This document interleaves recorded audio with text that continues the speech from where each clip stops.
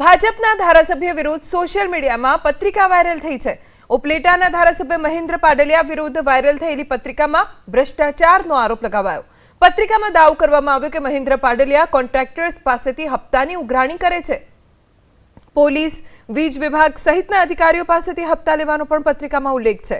સમગ્ર મામલે મહેન્દ્ર પાડલિયા પોલીસ ફરિયાદ નોંધાવી છે, જેના આધારે પોલીસે તપાસ શરૂ કરી।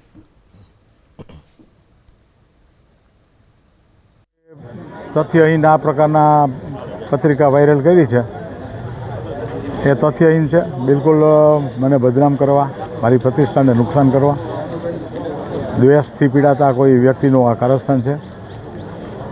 ઈર્ષાથી પીડાતા વ્યક્તિનું કારસ્તાન હોઈ શકે।